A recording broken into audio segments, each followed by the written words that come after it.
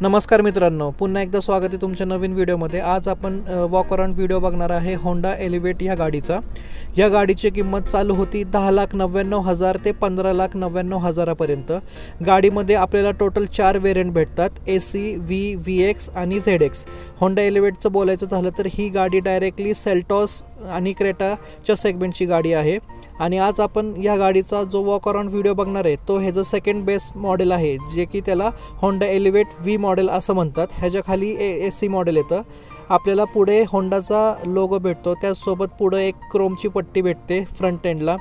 त्यानंतरनं आपल्याला गाडी जर पुढून पाहिली तर पूर्ण बॉक्सीमध्ये आपल्याला गाडी दिसते, ज्याची डिझाईन खूपच छान दिसते। आपल्याला यामध्ये जर बघितलं तर इंजिन बे ओपन केल्याच्या नंतरनं आपल्याला इथे 1.5 litre naturally aspirated IVTEC engine भेटतं, जे engine 121 PS power 145 newton metre torque produce करतं। हे मॅन्युअल ट्रान्समिशन आहे। आपल्याला ह्या मॉडेलमध्ये CVT ट्रान्समिशनसुद्धा भेटतं। गाडीचं जर बोलायचं झालं तर आपल्याला गाडी पूर्ण पेट्रोल आणि आत्ता CNG मध्ये पण लॉन्च झालेली आहे।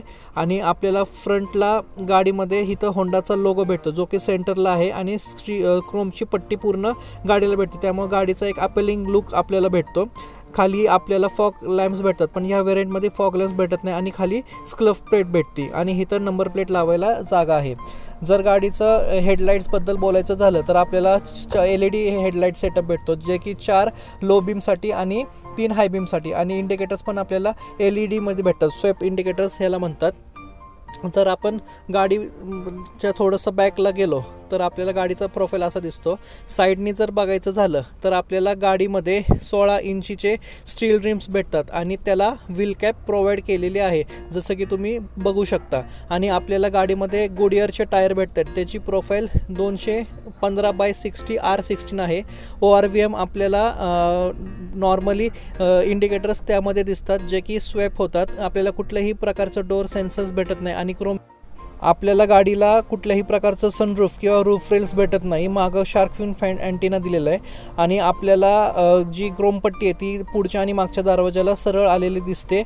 गाडीची जी चावी आहे ती आपल्याला रिमोटची भेटते, त्या चावीने आपण लॉक आणि अनलॉक करू शकतो। आणि गाडीची चावी रिमोटची असल्यामुळे गाडीला स्टार्ट स्टॉप बटनसुद्धा येतं, ज्याची प्लेसमेंट या साईडला दिलेली आहे। आणि आपल्याला तिथून हेडलाईट जे आहे त्याचे कंट्रोल्स करता येतात। या साईडला जर आपण गेलो तर आपल्याला चावी ठेवण्याकरता जागा आहे। आणि गाडीचं डॅशबोर्ड जर बघितलं तर एकदम स्लीक डिझाईनमध्ये आहे, जे की होंडाची खासियत आहे, सोबर डिझाईन त्यांचं असतं। त्याचप्रमाणे गाडीचं जे स्पीडोमीटर आहे ते डिजिटल दिलेलं आहे। गाडीचं आपण स्टेअरिंग पुढं मागं आत बाहेर करू शकतो, आणि डिजिटल असल्यामुळे एक स्लीक डिझाईन आपल्याला भेटते, जे की होंडाची खासियत। जसं मी बोललो, इथं क्रूज कंट्रोलचे नॉर्म्स दिले, तिथनं आपण गाडीचं क्रूज कंट्रोल जे आहे ते सेट करू शकतो।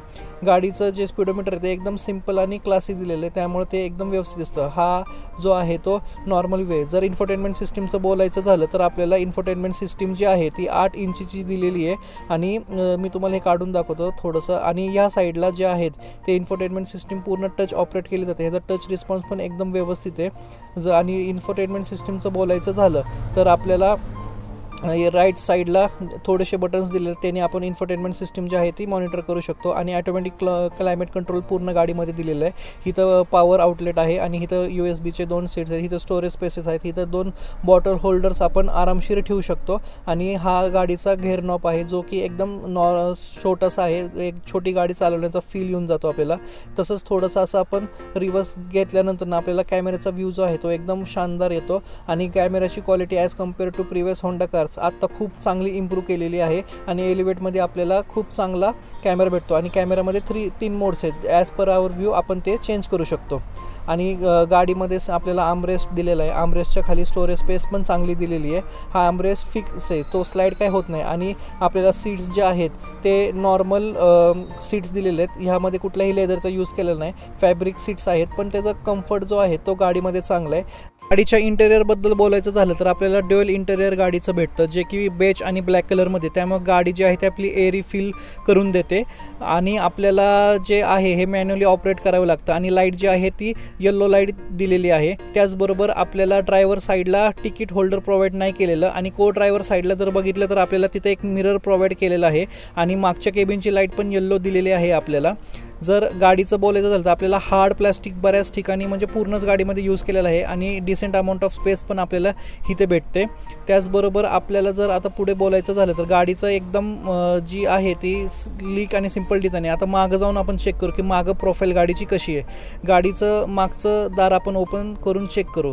दार ओपन केल्याच्या नंतर आपल्याला पण इथे ड्युअल टोन डिझाईन भेटती गाडीमध्ये। जर इथे आलो तर आपल्याला पॉवर ऑपरेट विंडोजचे भेटतं आणि हार्ड प्लॅस्टिक आपल्याला भेटते। बॉटल होल्डरसाठी जागा आहे आणि गाडीला आत आणि बाहेर करण्यासाठी इनफ स्पेस आहे। गाडीमध्ये आपल्याला मागं 2 हेड ॲडजस्टेबल भेटतात आणि सीट पण आपल्याला फॅब्रिक ड्युअल टोनमध्ये भेटते, ज्याचं की कुशन एकदम व्यवस्थित आहे आणि आपल्याला रेअर एसी वेंट्स प्लस एक USB चार्जर चा होल्डर आपल्याला तिथं भेटतो। गाडीमध्ये आपण बसल्याच्या नंतर ना आपल्याला पुढचा डॅशबोर्डचा व्ह्यू जो आहे तो ह्या प्रकारे भेटतो, जो की एकदम बॉक्सी आणि सिंपल आहे। लेग रूम पण आपल्याला डिसेंट इनफ दिलेली आहे। त्याचसोबत आपल्याला जी स्पेस आहे गाडीमध्ये ती A1 भेटते आणि गाडीचं जर कम्फर्टचं मागच्या बोलायचं झालं तर 2 अडल्ट्स प्लस एक नाही का टीन म्हणजे छोटंसं बाळ आरामशीर बसू शकतं। त्यामुळे गाडीमध्ये 4 लोक आरामशीर ट्रॅव्हल करू शकतात। आपल्याला गाडीमध्ये एक थोडासा हंप भेटतो, तो की जास्त डिस्टर्बन्स करत नाही गाडीमध्ये। गाडीच्या रेल प्रोफाईलचं बोलायचं झालं तर मागून तुम्हाला मी गाडी दाखवतो कशी दिसते। मागून गाडी आपल्याला अशी दिसते। त्याचबरोबर इथून आपण त्याचे बूट जे आहे ते ऑपरेट करू शकतो। गाडीचं बूट जे आहे ते आपल्याला 475 लिटरचं भेटतं, जेणेकरून आपण इथे लगेच आपलं आरामशीर स्टोअर करू शकतो।